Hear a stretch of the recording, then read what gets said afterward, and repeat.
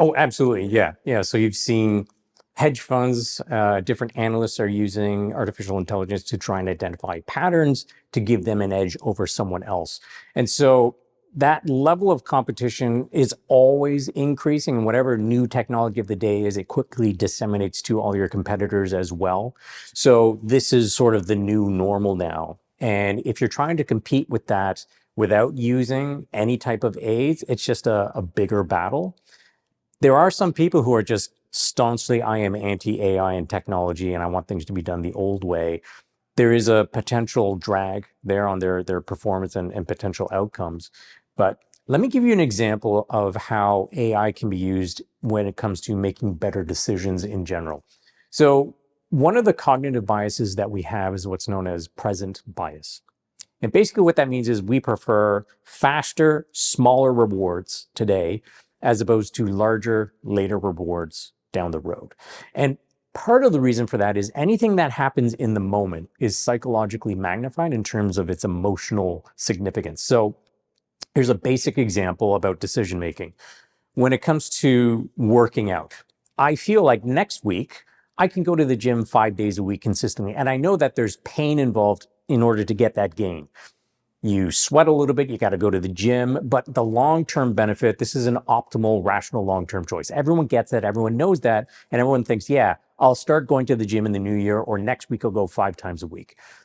Then next week arrives and you're thinking, what was I thinking? I don't want to go to the gym.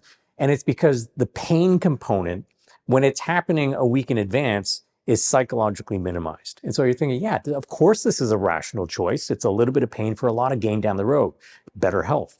But as the present approaches and it's time to go to the gym, the pain of getting to the gym and exerting yourself is now magnified because it's happening in the moment. Whereas the reward is still kind of abstracted in the future. So that trade-off in our minds has flipped from a little pain to a lot of gain to a lot of pain for, some gain. So it's the same thing with making decisions about money, making business decisions, any type of long-term trade-off choices in general.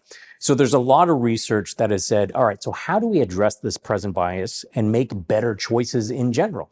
Well, one of the things that we can do is make our future selves more salient in our minds. So research has shown if you show someone an age progressed rendering of themselves, so if I looked at a 70-year-old version of myself, that suddenly becomes a little bit more concrete. That suddenly becomes less abstract, and the future seems okay. You know what? Now the reward in the future gets a little bit more magnified in my mind.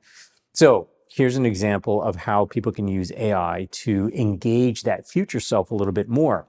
You can use ChatGPT, take your long-term goals, whether they're business goals, personal financial goals, whatever long-term goals that you have, and you use a very simple prompt and you ask ChatGPT, create a narrative story about a dream day in the life of my future self who has achieved all of these goals. It'll create a nice story. And for some people, that's enough. You just read that story and like, wow, that really resonates.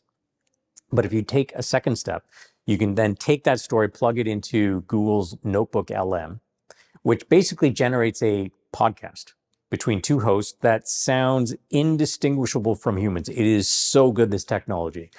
And you tell it, listen, yeah, create a podcast based on this dream day in the life of my future self.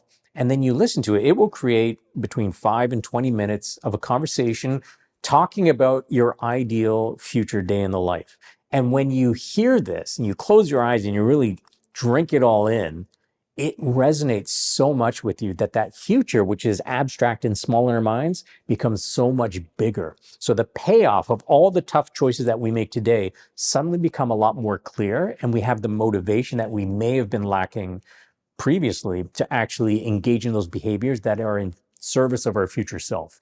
So that is a tool that I think a lot of people can do, and you can do it right now for free. And I suggest it for a number of people.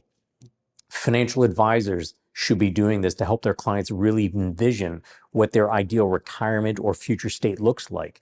And if maybe they're saving money already, but they're going to feel, you know what, now I'm more connected with the decision as to why I'm doing that.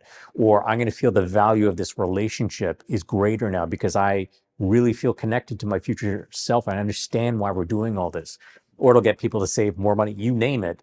But the research is pretty clear, and now we've got these cool new tools that can really help people stand out from the crowd.